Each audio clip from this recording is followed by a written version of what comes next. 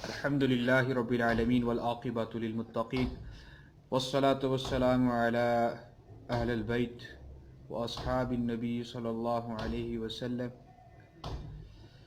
كلما ذكره الذاكرون وكلما غفل عن ذكره الغافلون. أما بعد فأعوذ بالله من الشيطان الرجيم. بسم الله الرحمن الرحيم. إنما يريد الله ليذهب عنكم الرجس أهل البيت ويطهركم تطهيرا.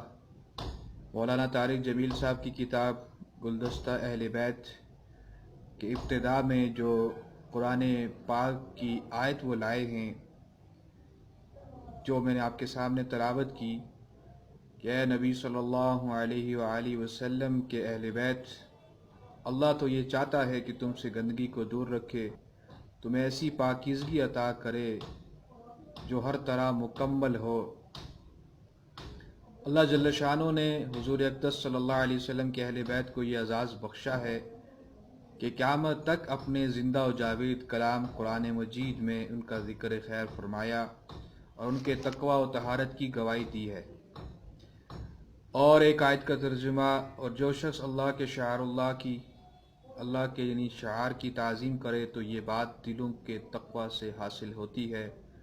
وَمَن يُعَظِّمْ شَعَائِرَ اللَّهِ فَإِنَّهَا مِن تَقْوَى الْقُلُوبِ۔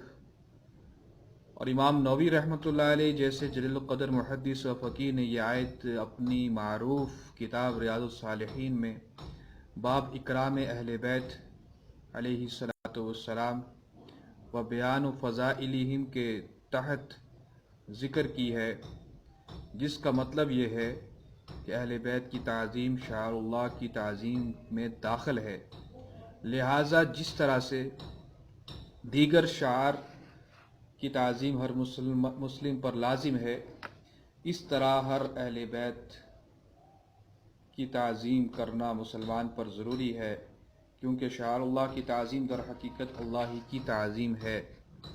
اور حدیث شریفہ کی روشنی میں ان مطلب ابن ابی وداعۃ قال جاء العباس الى رسول اللہ